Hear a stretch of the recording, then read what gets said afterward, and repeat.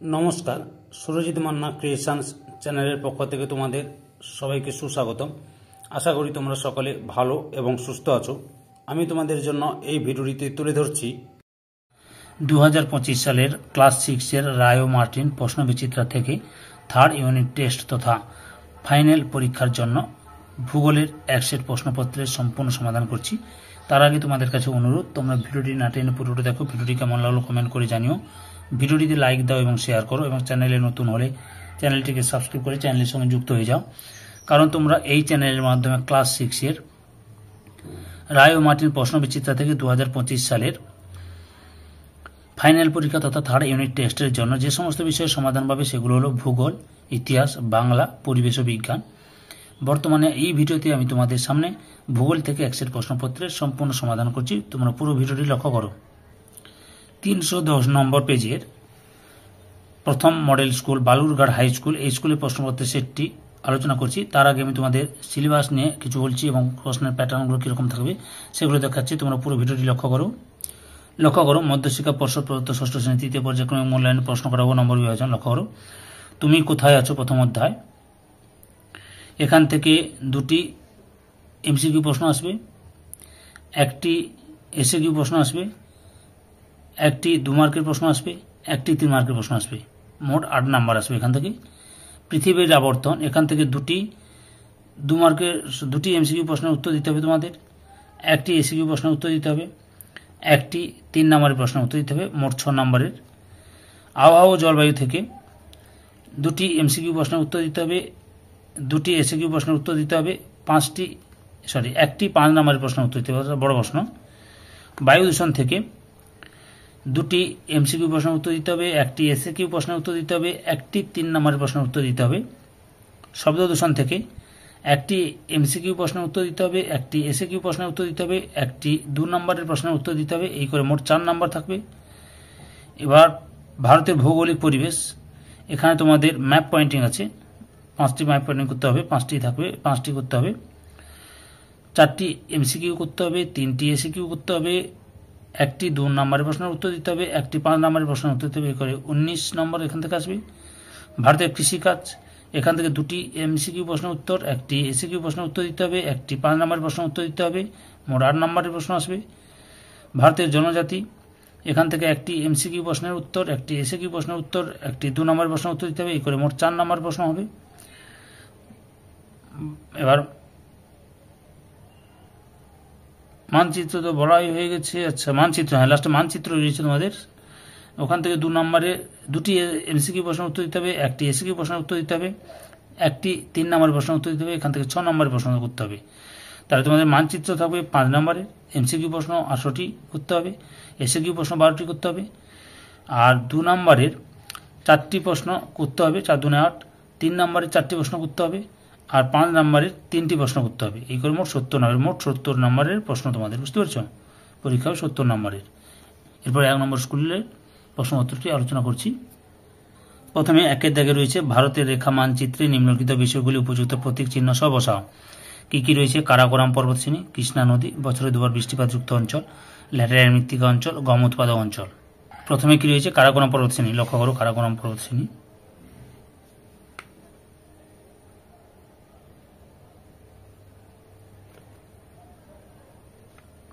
হচ্ছে 1 নম্বরের কারাকোরাম পর্বতশ্রেণী। এরপরে কি রয়েছে? কৃষ্ণা নদী। লক্ষ্য করো, কৃষ্ণা নদী।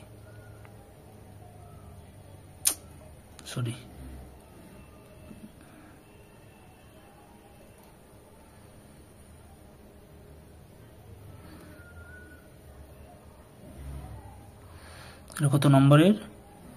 2 নম্বরে রয়েছে কৃষ্ণা নদী। এবার 3 নম্বরে রয়েছে বছরে 2বার বৃষ্টিপাতযুক্ত অঞ্চল, করমণ্ডল উপকূল। বছরে 2বার বৃষ্টিপাতযুক্ত অঞ্চল হচ্ছে করমণ্ডল উপকূল।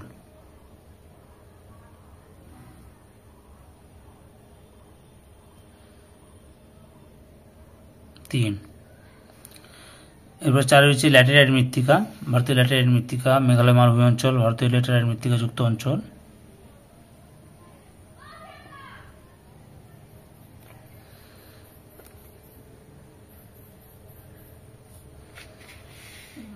5 রয়েছে গম উৎপাদক অঞ্চল, ভারতীয় গম উৎপাদক অঞ্চল পাঞ্জাব, হরিয়ানা, উত্তরপ্রদেশ, বিহার, এই যে মোট গম উৎপাদক অঞ্চল ভারতের। 5 নম্বরে গম উৎপাদক অঞ্চল, বুঝতে পেরেছ। 2 দাগে সঠিক উত্তরটি নির্বাচন করে লেখো। প্রথমে রয়েছে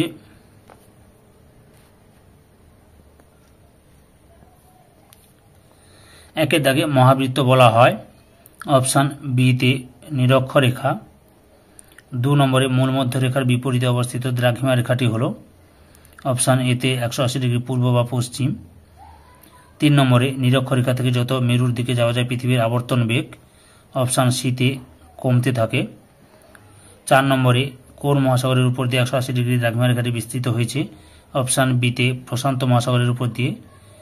5 নম্বরে বায়ুর গতিবেগ মাপা হয় অপশান এতে অ্যানেমোমিটার যন্ত্রে দিয়ে। 6 নম্বরে প্রতি 1000 মিটার উচ্চতায় তাপমাত্রা অপশান এতে 6.5 ডিগ্রি সেলসিয়াস হারে কমে যায়।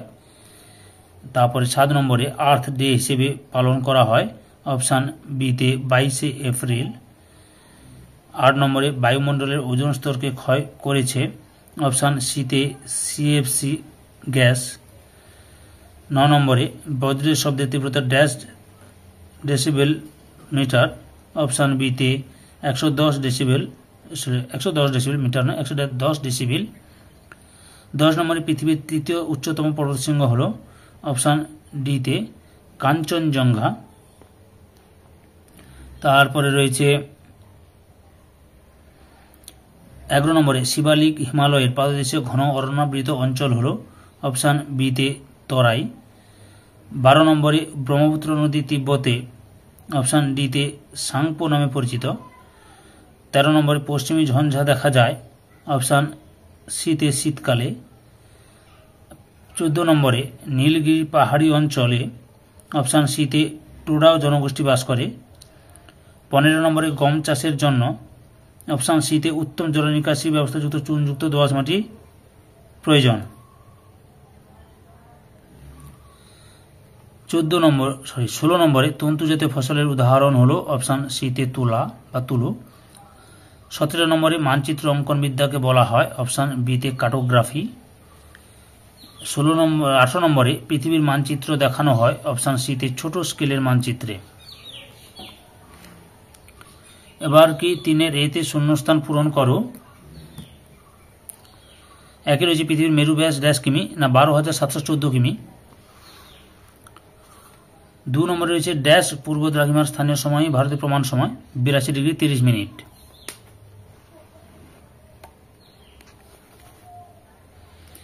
এরপরে রয়েছে বি দাগে বাম দিকের সঙ্গে ডান দিক মিলিয়ে লেখো।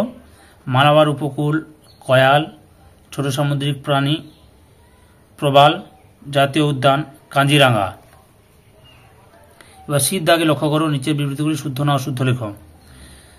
প্রথমে রয়েছে আগত সৌর বিকিরণের 35% মহাশূন্যে ফিরে যায়, তাকে অ্যালবেডো বলে, শুদ্ধ। 2 নম্বরে 2015 সালে জাপানের ফুকুশিমায় পারমাণবিক বিস্ফোরণ ঘটেছিল, অশুদ্ধ, 2011 সালে ঘটেছিল। 3 নম্বরে গ্রামাঞ্চলের তুলনায় শহরের মানুষের উপর শব্দ দূষণের প্রভাব অনেক বেশি, শুদ্ধ।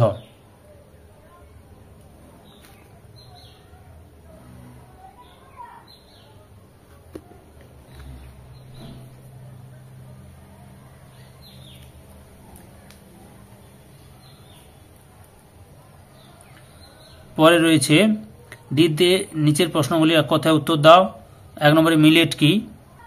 উত্তরটি লক্ষ্য করো। উষ্ণ ও শুষ্ক অঞ্চলে নিকৃষ্ট শ্রেণীর ক্ষুদ্রাকার মিলেট দানা শস্যকে একত্রে ইংরেজিতে মিলেট বা বাংলার জোনার বলে, যেমন জোয়ার, বাজরা, রাগি প্রভৃতি। 2 নম্বর প্রশ্ন, সাঁওতাল জনগোষ্ঠী ভারতে কোন রাজ্যে বসবাস করে? ঝাড়খণ্ড, পশ্চিমবঙ্গ, উড়িষ্যা। তারপর কি রয়েছে 2 নম্বরের 3 নম্বরে রয়েছে কার্টোগ্রাফি কি? উত্তরটি লক্ষ্য করো, এখান থেকে শুরু করে এতটা পর্যন্ত লিখবে। ভারতের জলবায়ু কি প্রকৃতির? না ক্রান্তীয় মৌসুমী প্রকৃতির। ক্রান্তীয় মৌসুমী প্রকৃতির।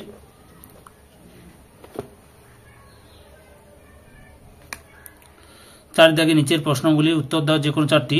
প্রথমে হচ্ছে কক্ষপথ কি? কারা প্রথম পৃথিবীর মানচিত্র তৈরি করেন? আচ্ছা, কক্ষপথ কি দেখাচ্ছি, তারপরে উত্তরটি বলে দিচ্ছি যে কারা প্রথম পৃথিবীর মানচিত্র তৈরি করেন। ইউরোপীয়রা প্রথম পৃথিবীর মানচিত্র তৈরি করেন। পৃথিবী যে নির্দিষ্ট পথে সূর্যের চারিদিকে ঘোরে তাকে পৃথিবীর কক্ষপথ বলে।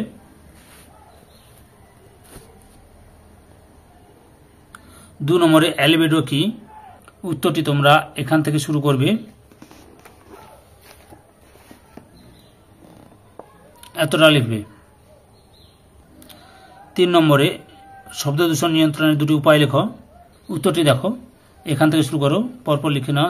দেখাচ্ছি আমি উত্তরগুলো, অনেকগুলো পয়েন্ট দেখাচ্ছি, তোমরা যে কোনো দুটি কারণ লিখবে, উপায় লিখবে।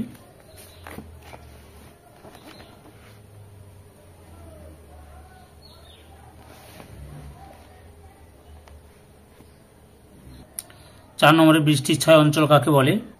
এই সবগুলো 2 নম্বর, 3 নম্বর, 5 নম্বরের প্রশ্নের উত্তর আমি তোমাদের রায়ান মার্টিন সহায়িকা বই থেকে দেখাচ্ছি উত্তরগুলো। এখান থেকে শুরু করে এতটা পর্যন্ত লিখবে। এছাড়া তোমরা 5 নম্বরের প্রশ্নের উত্তরের সাজেশন ভিত্তিক লিঙ্ক দিয়ে দেবো। 5 নম্বর প্রশ্নের উত্তরগুলো ওই লিঙ্কে ক্লিক করে সাজেশন ভিত্তিক প্রশ্নের উত্তরগুলো দেখে নেবে। ভারতকে ধর্মনিরপেক্ষ দেশ কেন বলা হয়, উত্তরটি দেখো, এখান থেকে শুরু করে এত পর্যন্ত লিখবে। 5-এর দাগে নিচের প্রশ্নগুলি সংক্ষিপ্ত ব্যাখ্যামূলক উত্তর দেয় যে কোনো 4টি।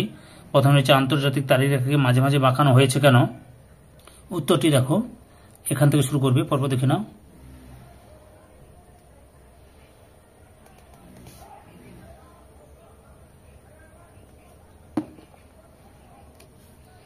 এত পর্যন্ত লিখবে। প্রমাণ সময় কি, লক্ষ্য করো, এখান থেকে শুরু করে এতটা পর্যন্ত লিখবে। 2 নম্বরে পৃথিবীর বিভিন্ন অক্ষরেখাগুলির পরিচয় দাও,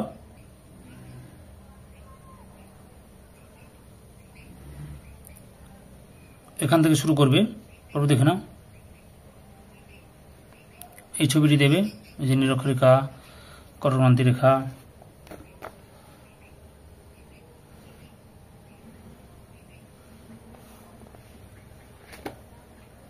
এতটা লিখবে। 3 নম্বর প্রশ্ন, বায়ু দূষণের কারণগুলি লেখো, উত্তরটি দেখো, এখান থেকে শুরু করবে। এটা হচ্ছে প্রাকৃতিক কারণ, আর মনুষ্য সৃষ্ট কারণটাও দেখে নাও, এই যে মনুষ্য সৃষ্ট কারণ।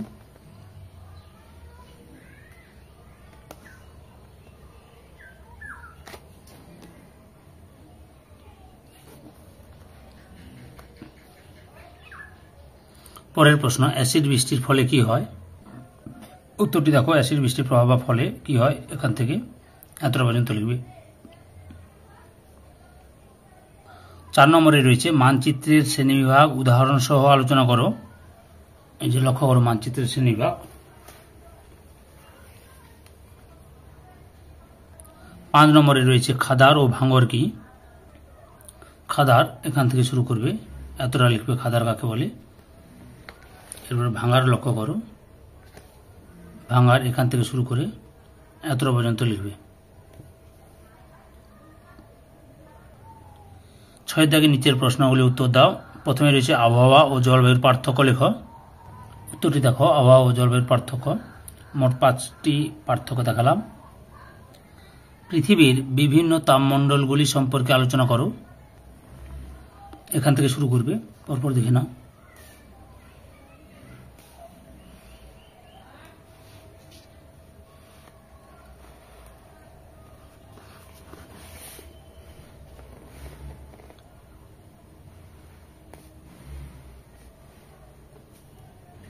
এতটা পর্যন্ত লিখবে।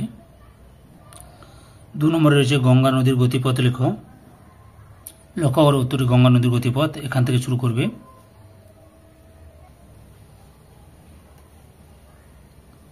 এতটা পর্যন্ত লিখবে। দক্ষিণ পশ্চিম মৌসুমী বায়ু ভারতের জলবায়ুতে কিভাবে প্রভাব বিস্তার করে, উত্তরটি দেখো, এখান থেকে শুরু করবে।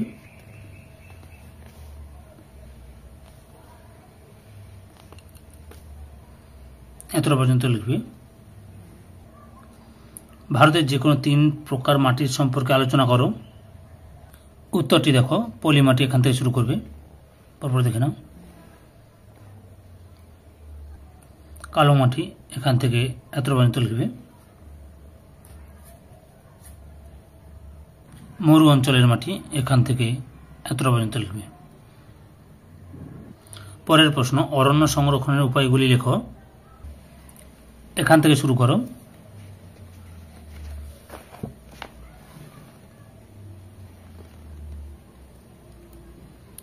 এতটা পর্যন্ত লিখবে। 4 নম্বর প্রশ্ন, চা চাষের অনুকূল প্রাকৃতিক পরিবেশ নিয়ে আলোচনা করো। চা চাষের জন্য উষ্ণতা 20 থেকে 30 ডিগ্রি সেলসিয়াস উষ্ণতা চা চাষের পক্ষে আদর্শ। বৃষ্টিপাত, চা চাষে 150 থেকে 200 সেমি বৃষ্টিপাতের প্রয়োজন। মাটি, লৌহ মিশ্রিত উর্বর দোআঁশ মাটি অথবা হিউমাস সমৃদ্ধ পর্জল মাটি চা চাষের পক্ষে আদর্শ। জমি, পার্বতের ঢালু জমি যেখানে জল দাঁড়াতে পারে না তা চা চাষের উপযুক্ত। প্রখর সূর্যতাপ চায়ের ক্ষতি করে, তাই চা বাগিচার মাঝে মাঝে ছায়া প্রদানকারী গাছ লাগানোর প্রয়োজন হয়। এই ভিডিওর লাস্ট প্রশ্ন, ঝুম চাষ কি? উত্তরটি দেখো এখান থেকে শুরু করে।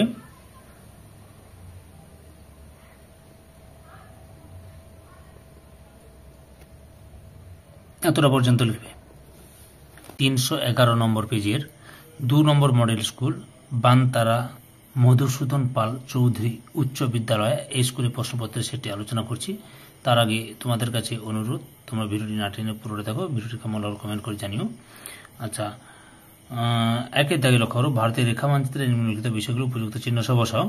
কর্কটক্রান্তি রেখা, সুন্দরবন, মরুমৃত্তিকাঞ্চল, কাবেরী নদী, পশ্চিমঘাট পর্বত, কাঞ্চনজঙ্ঘা, খাম্বাদ উপসাগর।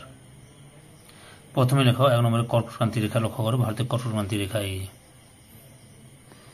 যে ভারতের কর্কটক্রান্তি রেখা, এটা বুঝতে পারছ? এটা হচ্ছে 1 নম্বরে। 2 নম্বরে রয়েছে সুন্দরবন। সুন্দরবনটি এখানে হবে, সুন্দরবন এই যে পশ্চিমবঙ্গের সুন্দরবন এই 2 নম্বরে সুন্দরবন। তারপর 3 নম্বরে রয়েছে মরুমৃত্তিকা অঞ্চল, রাজস্থানের মরুমৃত্তিকা অঞ্চল, এটা মরুমৃত্তিকা অঞ্চল, রাজস্থানের মরুমৃত্তিকা অঞ্চল, বুঝতে পেরেছ?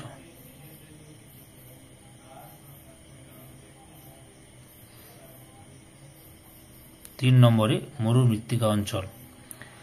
4 নম্বরে রয়েছে কাবেরী নদী, লক্ষ্য করো কাবেরী নদী, এই যে ভারতের কাবেরী নদী। 4 নম্বরে কাবেরী নদী, এটা কাবেরী নদী, এখান থেকে শুরু করে কাবেরী নদী এখানে বঙ্গোপসাগরে গিয়ে পড়েছে। 5 নম্বরে পশ্চিমঘাট পর্বত, লক্ষ্য করো পশ্চিমঘাট পর্বতটা দেখাচ্ছি।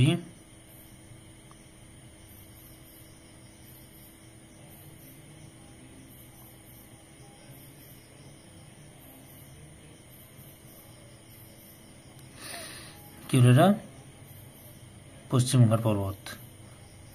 পুরোটা কালো করে দিবে তোমরা, আমি এমনি বেশি কিছু করছি না, তোমরা পুরোটা কালো করে দিবে, বুঝতে পেরেছ? এটা 5 নম্বরে পশ্চিমঘাট পার্বত্য অঞ্চল। কাঞ্চনজঙ্ঘা, লক্ষ্য করো সিকিম এবং নেপালের বর্ডারে কাঞ্চনজঙ্ঘা, এটা হচ্ছে 6 নম্বরে কাঞ্চনজঙ্ঘা, এই যে এটা কাঞ্চনজঙ্ঘা। তারপরে 7 রয়েছে খাম্বাদ উপসাগর, লক্ষ্য করো গুজরাটের বঙ্গোপসাগরের আরব সাগরের উপরে উত্তর অংশটা হচ্ছে খাম্বাদ উপসাগর। 7 নম্বরে হচ্ছে খাম্বাদ উপসাগর। 2 নম্বরের সঠিক উত্তরটি নির্বাচন করে লেখো। প্রথমে রয়েছে যে পূর্ণ বৃত্তাকার রেখা পৃথিবীকে সমান দুভাগে ভাগ করে তা হলো অপশান এ তে মহাবৃত্ত। 2 নম্বরে পৃথিবী আবর্তন করছে অপশান বি তে পশ্চিম থেকে পূর্বে। 3 নম্বরে সূর্যাস্তের ঠিক পরের সময়কে বলা হয় অপশান এ তে উষা। 4 নম্বরে কোনো গ্রহে বাতাস না থাকলে সেখানে আকাশের রং হবে অপশান সি তে কালো। 5 নম্বরে স্ট্র্যাটোস্ফিয়ারে যে গ্যাস অতি বেগুনি রশ্মিকে শোষণ করে তা হলো অপশান ডি তে ওজোন। 6 নম্বরে পৃথিবীকে বেষ্টন করে থাকা গ্যাসীয় আবরণকে বলে অপশান সি তে বায়ুমণ্ডল। 7 নম্বরে বাতাসে ধুলোর কোনায় সূর্যরশ্মি প্রতিফলিত হয়ে বিচ্ছুরিত হলে আকাশের রং হয় অপশান এ তে নীল। 8 নম্বরে যে পদ্ধতিতে আগত সৌররশ্মি ভূপৃষ্ঠকে উত্তপ্ত করে না তা হলো অপশান ডি তে ঘনীভবন। 9 নম্বরে বৃষ্টিপাতের পরিমাপ মাপা হয় যার দ্বারা তা হলো অপশান বিতে রেন গজ। 10 নম্বরে শব্দের তীব্রতা পরিমাপ করার যন্ত্রের নাম হচ্ছে অপশান এতে ডেসিবেল দেওয়া আছে, মিটার লেখা নেই, ডেসিবেল মিটার লিখবে। তারপরে 11 নম্বরে বায়ু দূষণের ফলে ক্ষতি হয় অপশান ডিতে সকলের। পরের প্রশ্ন 12 নম্বরে ভারতের একটি পশ্চিম বাহিনী নদী হল অপশান ডিতে নর্মদা। 13 নম্বরে ভারতের দীর্ঘতম হিমবাহ হল অপশান এতে সিয়াচেন। তারপরে 14 নম্বর প্রশ্ন পাট হল অপশান এতে তন্তু জাতীয় ফসল। 15 নম্বরে গম চাষের জন্য প্রয়োজনীয় বৃষ্টিপাত হল অপশান বিতে 50 থেকে 100 সেন্টিমিটার। 16 নম্বরে মানচিত্রে কৃষি জমি বোঝাতে যে রং ব্যবহার করা হয় তা হল অপশান বিতে হলুদ।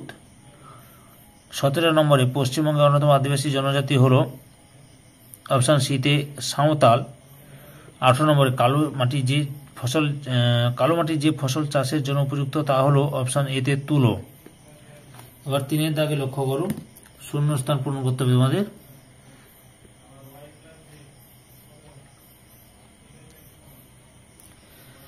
শূন্যস্থান পূরণ করো। প্রথমে রয়েছে অ্যালবেডোর পরিমাণ -% 35%। 2 নম্বরে প্রতি বছর এপ্রিল ধরিত্রী দিবস পালন করা হয় 22 এপ্রিল। 3 নম্বরে ভারতের কৃষিকাজ বৃষ্টিপাতের উপর নির্ভরশীল, মৌসুমী বৃষ্টিপাতের উপর নির্ভরশীল। এই যে চিহ্নটা দেখতে পেয়েছ, এই প্রথাগত প্রতীক চিহ্ন দ্বারা ভৌগোলিক মানচিত্রে বোঝানো হয়, মন্দির বোঝানো হয়। 4 দাগে বাম দিকের সঙ্গে ডান দিক মিলিয়ে লেখো। এত হচ্ছে গ্রামের মানচিত্র, বড় স্কেল মানচিত্র, কফি, কর্ণাটক, ঝুম চাষ, ভারতের উত্তর পূর্বাঞ্চল, বাংলা ভাষা, পশ্চিমবঙ্গ। 5 দাগে নিচের প্রশ্নগুলি এক কথায় উত্তর দাও। প্রথমে হচ্ছে ম্যাপ শব্দটির উৎপত্তি কোন ল্যাটিন শব্দ থেকে এসেছে? ম্যাপা শব্দ থেকে এসেছে। অর্থ কি? অর্থ হলো কাপড়। 2 নম্বরে দার্জিলিং ও অসমে কোন বাগিচা ফসলের চাষ হয়? চায়ের চাষ হয়। 3 নম্বরে সিন্ধু নদীর উৎস কোনটি? না তিব্বতের মানস সরোবরের নিকট কৈলাস পর্বত। তিব্বতের মানস সরোবরের নিকট কৈলাস পর্বত। 4 নম্বরে নীলগিরি পাহাড়ের একটি আদিবাসী গোষ্ঠীর নাম লেখো, টুডা। 6 দাগে অনধিক 30 শব্দের মধ্যে নিচের প্রশ্নগুলি উত্তর দাও। 1 নম্বরে কাকে নীল গ্রহ বলা হয় এবং কেন? 2 নম্বরের এবং 3 নম্বরের এবং 5 নম্বরের প্রশ্নের উত্তরগুলো আমি রায়ান মার্টিন সহায়িকা বই থেকে দেখাচ্ছি। এছাড়াও 5 নম্বরের প্রশ্নের উত্তরের সাজেশন ভিত্তিক প্রশ্নগুলি উত্তর করে দেওয়া আছে, তার লিঙ্ক এই ভিডিও ডেসক্রিপশনে দিয়ে দেবো। ওই লিঙ্কে ক্লিক করে সাজেশন ভিত্তিক 5 নম্বরের প্রশ্নের উত্তরগুলো দেখে নেবে। আচ্ছা, পৃথিবীকে কেন নীল গ্রহ বলা হয়? যে এখান থেকে শুরু করে এত পর্যন্ত লিখবে। পরে রয়েছে তাপমণ্ডলের বিভাগগুলি লেখো। তাপমণ্ডলকে মোট 3টি ভাগে ভাগ করা যায়: উষ্ণমণ্ডল, নাতিশীতোষ্ণ মণ্ডল এবং 3 নম্বরে হচ্ছে হিমমণ্ডল। পরের প্রশ্ন 3 নম্বরে সমতল ভূমিতে প্রচুর মানুষ বসবাস করে, ব্যাখ্যা করো। এই যে এখান থেকে শুরু করবে।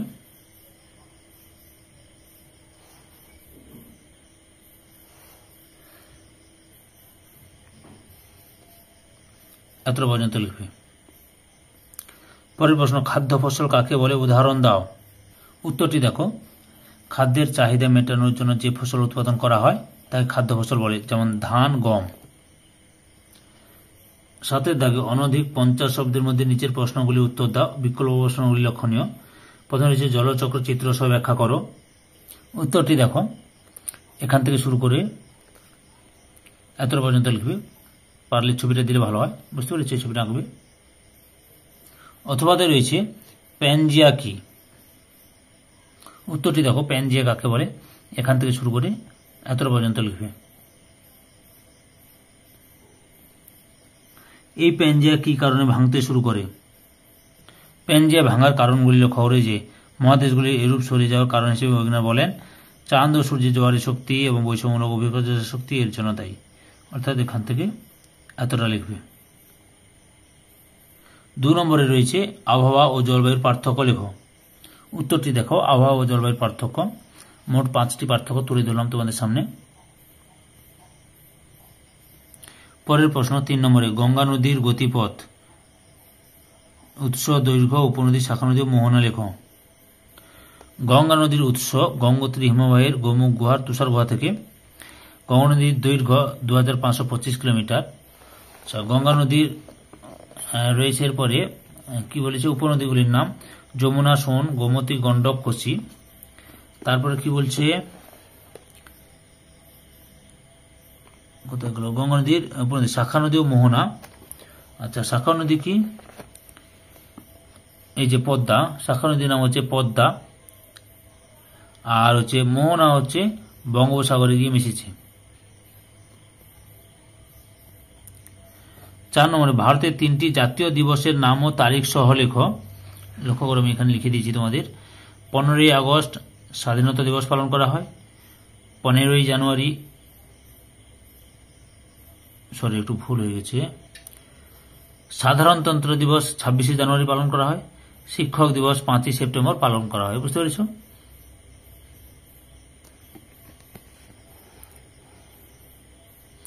এরপরে অথবাতে রয়েছে প্রাকৃতিক মানচিত্র ও রাজনৈতিক মানচিত্র কাকে বলে। উত্তরটি লক্ষ্য করো, প্রাকৃতিক মানচিত্র কাকে বলে, এখান থেকে শুরু করে এত পর্যন্ত লিখবে। এরপরে লক্ষ্য করো রাজনৈতিক মানচিত্র কাকে বলে, এখান থেকে এত পর্যন্ত লিখবে। 8 দাগে লক্ষ্য করো অনধিক 80 শব্দের মধ্যে নিচের প্রশ্নগুলি উত্তর দাও। বিকল্প প্রশ্নগুলি লক্ষণীয়। প্রথমে রয়েছে বায়ুমণ্ডলের স্তর বিন্যাস করো এবং প্রত্যেক স্তরে 2টি করে বৈশিষ্ট্য লেখো। লক্ষ্য করো উত্তরটি এখান থেকে শুরু করবে, পরপর দেখে নাও।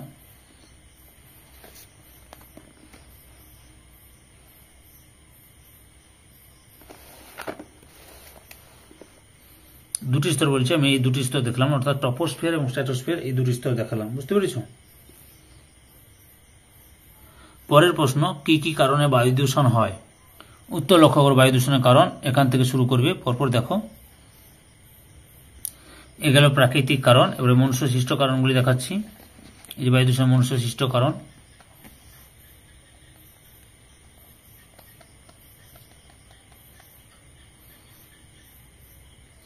পরের প্রশ্ন, বায়ু দূষণ কমাতে আমরা কি কি করতে পারি।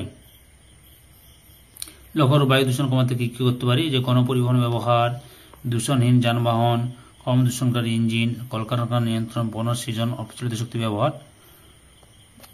এত পর্যন্ত লিখবে। তোমাদের কাছে অনুরোধ, তোমরা পাঠ্য বই খুঁটে খুঁটে পড়বে, কারণ 1 নম্বরে যে কোনো প্রশ্নের উত্তর দিতে হলে পাঠ্য বই ভালোভাবে খুঁটে খুঁটে পড়তে হয়। বুঝতে পেরেছ? পরের প্রশ্ন 3 নম্বরে ভারতের উপদ্বীপে মালভূমি অঞ্চলের বিভাগগুলি আলোচনা করো। উত্তরটি লক্ষ্য করো, এখান থেকে শুরু করে পরপর দেখাচ্ছে, উত্তরটি দেখে নাও। উপদ্বীপ মালভূমি, যে আকৃতি, সীমা, উচ্চতা, বিভাগ, মধ্যভাগের উচ্চভূমি, পরপর দেখে নাও।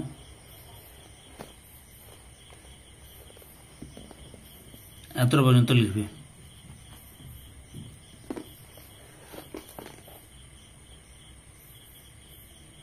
এত পর্যন্ত লিখবে। বুঝতে পেরেছ? অথবা ভারতের ধান চাষের ভৌগোলিক পরিবেশ, উষ্ণতা, বৃষ্টিপাত, মাটি, আর্দ্রতা, জমি ইত্যাদি লেখো। উত্তরটি দেখো, এখান থেকে শুরু করবে, পরপর দেখে নাও। এই যে আর্দ্রতা, ভূমির প্রকৃতি, মৃত্তিকা, ভূমির প্রকৃতি, জমি, এটা লিখবে। এত পর্যন্ত লিখবে। সম্পূর্ণ ভিডিওটি দেখে আমার চ্যানেলের পাশে থাকার জন্য তোমাদের সবাইকে অসংখ্য অসংখ্য ধন্যবাদ। আজকে এই পর্যন্ত। পরবর্তী ভিডিওতে আবার দেখাবে। Tata, bye bye.